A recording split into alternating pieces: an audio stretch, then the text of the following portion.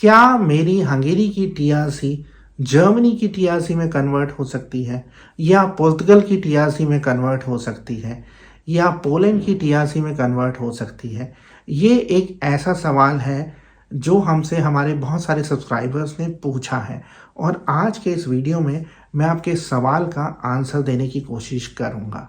मैं आपसे रिक्वेस्ट करूँगा कि आप इस वीडियो को एंड तक ज़रूर देखें, क्योंकि मैं आपको बताने वाला हूँ कि क्या हंगेरी की टीआरसी या किसी और शेंगन ज़ोन कंट्री की टीआरसी को हम किसी और शेंगन ज़ोन कंट्री की टीआरसी में कन्वर्ट कर सकते हैं।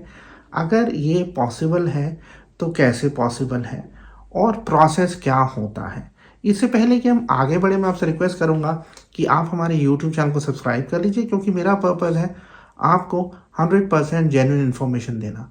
तो दोस्तों, आज हम बात कर रहे हैं कि क्या ये पॉसिबल है कि आप अपनी हंगेरी की टीआरसी को किसी और शेंगन जोन कंट्री की टीआरसी में कन्वर्ट कर सके।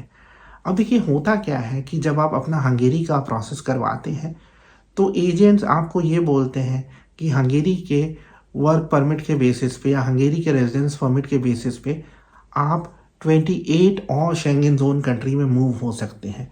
तो ये जो मूव होना है, ये बहुत मिसलीडिंग टर्म है। अब हाँ, ये पॉसिबल है कि आप ट्रैवल कर सकते हैं जो हंगेरी के साथ 28 और शेंगन जोन कंट्रीज़ हैं वहाँ पे, लेकिन टीआरसी कन्वर्ट नहीं होती है। टीआरसी बेसिकली आप ना, अगर आप चाहते हैं, सपोज करिए आप हंगेरी में काम कर रहे हैं और आप चाहते हैं कि आप पोलैंड की टीआरसी ऑब्टेन करें, तो आपको क्या करना पड़ेगा? आपको देखिए, पोलैंड जाना पड़ेगा और वहाँ पे जो इमिग्रेशन ऑफिस है, वहाँ पे अपने डॉक्यूमेंट्स के साथ, डॉक्यूमेंट्स यानी आपके पास पोलैंड का वर्क कॉन्ट्रैक्ट होना चाहिए, एकोमोडेशन प्रूफ होना चाहिए, वहाँ की गवर्नमेंट की जो एजेंसी है उसका अप्रूवल होना चाहिए। उसके बेसिस पे आप अप्लाई कर सकते हैं और आपको पोलैंड की टीआरसी मिल जाएगी। तो ये कन्वर्ट नहीं हुई है, ये दोनों अलग अलग प्रोसेस हैं। कन्वर्ट होने का मतलब ये है कि जी, आप कहीं पे गए और आपने हंगेरी की अपनी टीआरसी दी और कहा जी इसे कन्वर्ट कर दो।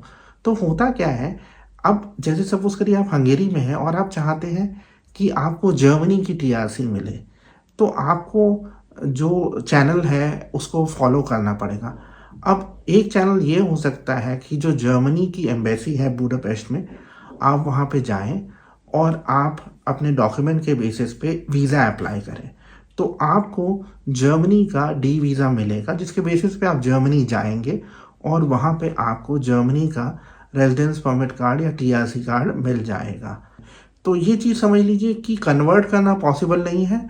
हाँ, नई टीआरसी मिलेगी आपको, मतलब उस कंट्री का जो प्रोसेस होगा वो नया होगा, वो ऑलमोस्ट वैसा ही रहेगा जैसा आप अपनी कंट्री से पॉसिबली कर सकते हैं। हाँ, ये थोड़ा सा आसान है। अब जैसे हम एक चीज़ मान के चलते हैं कि सपोज करिए आप पोलैंड की टीआरसी ऑब्टेन करना चाहते हैं, तो अच्छी चीज़ ये है कि आप सिर्फ एक फ़्लाइट लेके पोलैंड पहुंच जाएंगे। आपको अपॉइंटमेंट के लिए जो मारा मारी है उससे आप बच जाएंगे। जैसे पोलैंड में अपॉइंटमेंट नहीं मिलता है, पोर्तुगल में अपॉइंटमेंट नहीं मिलता है। तो एक चीज़ आप क्लियरली समझ लीजिए कि टीआरसी चेंज नहीं हो सकती है। हाँ, लेकिन आप अपने लिए नई टीआरसी अप्लाई कर सकते हैं। उसके दो तरीके हैं।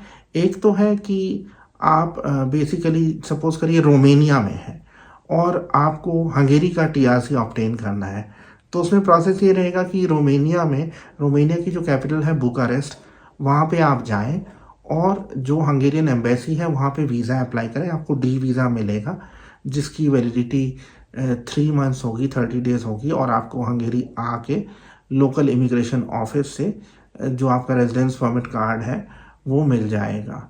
इनफैक्ट हमारे बहुत सारे सब्सक्राइबर्स हैं, जैसे मैं 6-7 नेपाल से हमारे सब्सक्राइबर्स हैं जो पिछले साल इनफैक्ट रोमेनिया में काम कर रहे थे और अब वो हंगेरी में काम कर रहे हैं। तो मैं फिर दोबारा से क्लियर कर देता हूँ कि टीआरसी कन्वर्ट नहीं होती है, लेकिन आप एक कंट्री से दूसरी कंट्री का प्रोसेस कर सकते हैं। और मुझे उम्मीद है कि ये वीडियो आपको पसंद आया होगा। अगर आपके कोई सवाल है तो आप मुझसे पूछ सकते हैं। आज के वीडियो में इतना ही। Thank you very much.